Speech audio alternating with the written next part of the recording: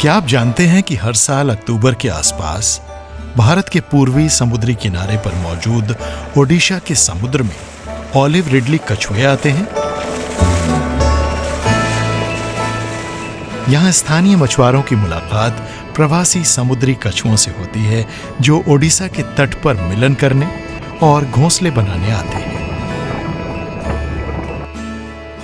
पानी की सतह पर रिडली कछुए डुबकी मारते उतराते दिखते हैं।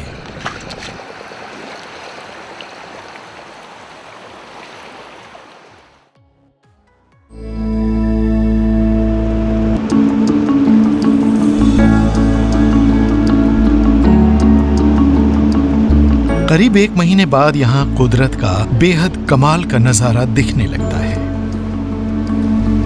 हजारों रिडली कछुए ओडिशा के समुद्री किनारों पर घोंसले बनाने लगते हैं तो रेतीले तटों में जैसे जान पड़ जाती है।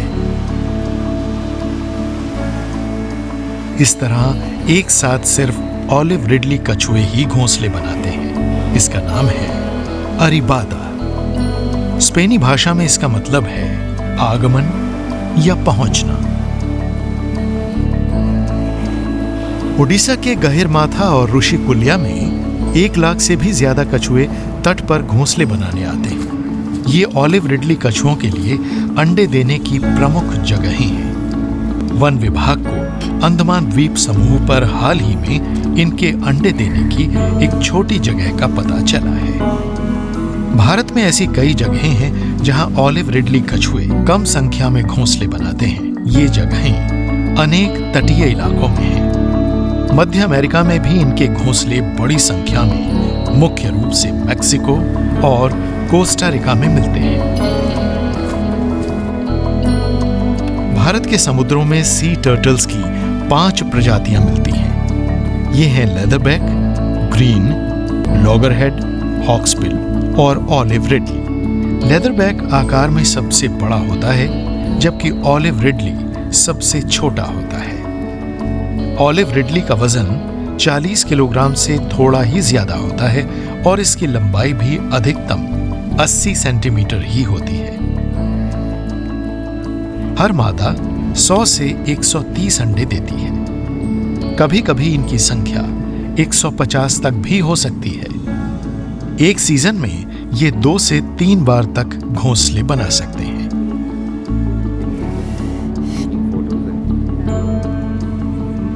अंडे देने के बाद ऑलिव रिडली मादाएं उन्हें मिट्टी से अच्छी तरह ढक देती हैं। इस प्रक्रिया को कई इकोलॉजिस्ट डांसिंग कहते हैं। सभी समुद्री कछुओं की तरह ऑलिव रिडली भी घोंसला बनाने के लिए उसी जगह लौटते हैं जहां उनका जन्म हुआ था।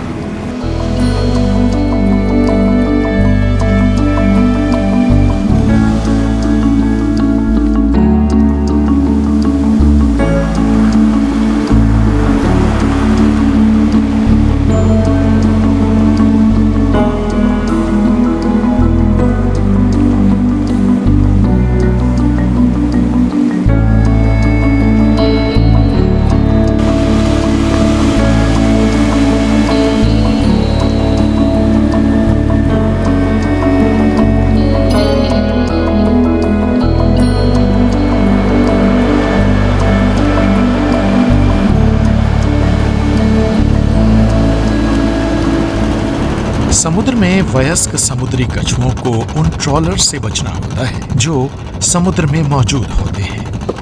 कछुए रेप्टाइल्स होते हैं जिन्हें सांस के लिए हवा की जरूरत होती है और अगर ये सांस लेने के लिए ऊपर ना आ सकें तो इंसानों की तरह ये डूब भी सकते हैं।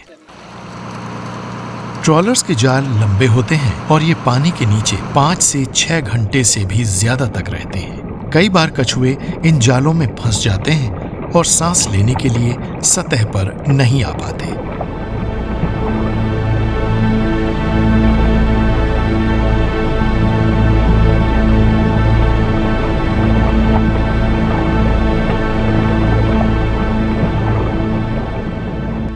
एक टर्टल एक्सक्लूडर डिवाइस या TED कछुओं को जाल में फंसने से बचाने के लिए बनाई गई है, लेकिन कई मछुआरे इसका इस्तेमाल नहीं करते।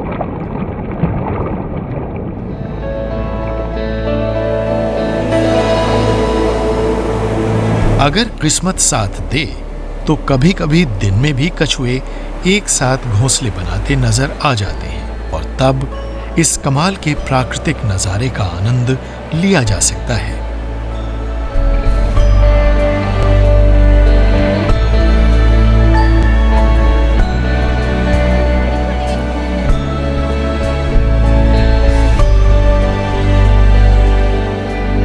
अक्सर कछुए खुद ही अपने अंडों को रेत खोदकर बाहर निकाल लेते हैं। कछुओं के साथ काम करने वाले समुदाय या तो इन्हीं जगहों पर इन अंडों की हिफाजत करते हैं या इन्हें हैचरीज तक ले जाने में मदद करते हैं।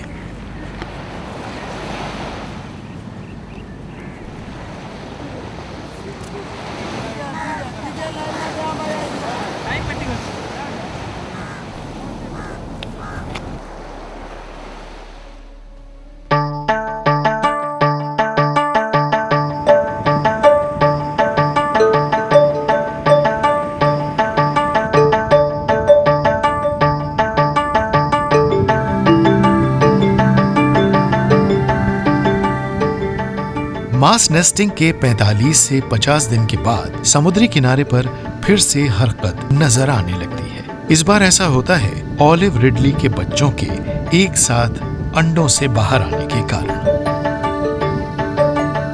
हर बच्चे की लंबाई 7 सेंटीमीटर से ज्यादा नहीं होती और इसे अंडे में योक का स्टॉक मिलता है जो इसे रेंगकर समुद्र तक जाने और तैरकर पानी में उतरने लायक ताकत देता है।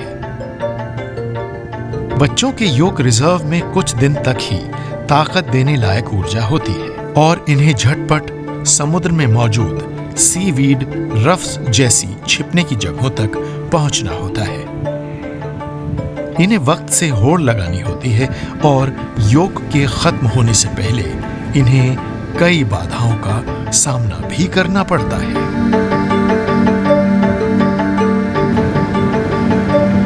सी टर्टल के बच्चे ज्यादा रोशन क्षितिज के जरिए अपना रास्ता ढूंढते हैं। प्राकृतिक हालात में रात में समुद्र वाली दिशा ज्यादा चमकदार होती है क्योंकि ये खुली होती है, जबकि जमीन वाला हिस्सा ढका हुआ होता है और पेड़ पौधे भी वहां अंधियारा करते हैं।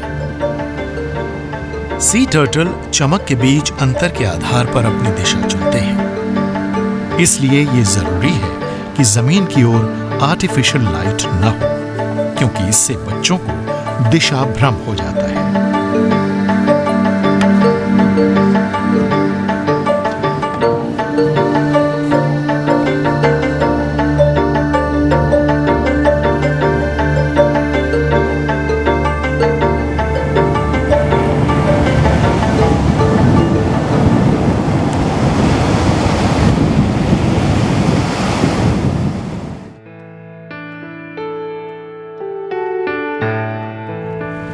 सुबह होते होते भी कई बच्चे बिना रोशनी के इशारे के समुद्र की ओर पहुंचने की कोशिश करते दिखते हैं और ये आसानी से कौवों और जमीन और समुद्र में मौजूद दूसरे शिकारियों की खुराक बन जाते हैं। 1000 में से कोई एक बच्चा ही जिंदा बच पाता है। बड़ी संख्या में बच्चों का पैदा होना कुदरत का ये सुनिश्चित करने का तरीका है ताकि ये प्रजाति बची रहे।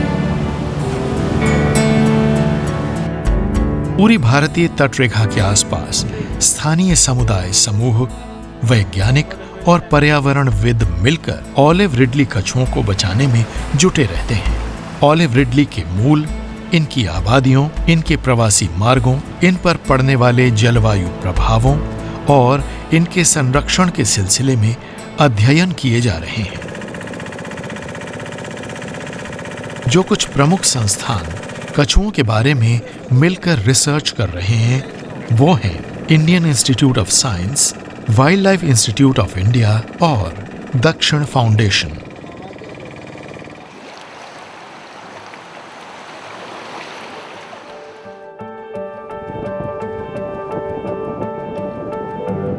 मिसाल के लिए कछुओं का नर या मादा होना तापमान द्वारा तय होता है।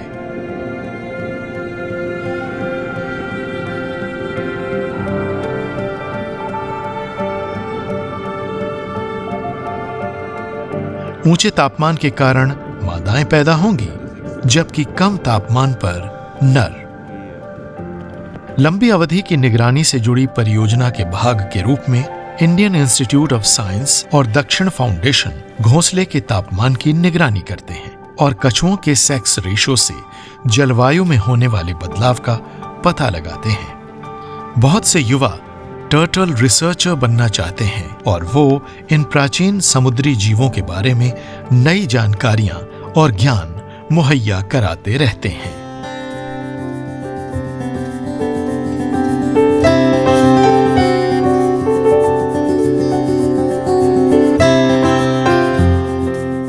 जब बच्चे एक साथ अंडों से निकलते हैं तो ऋषिकुल्या के आसपास रहने वाले समुदाय, ऋषिकुल्या सी टर्टल बचाव समिति के सदस्य और अन्य स्थानीय समूह तथा वन विभाग मिलकर समुद्र तक पहुंचने में इन बच्चों की मदद करते हैं।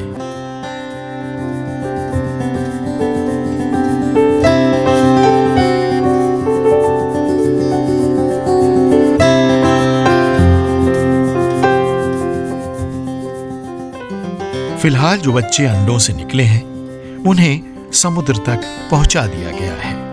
अब ये 10 से 15 साल बाद जब वयस्क हो चुके होंगे तो एडल्ट ऑलिव रिडली कछुओं के तौर पर फिर से ओडिशा के तटों पर घोंसले बनाने लौटेंगे।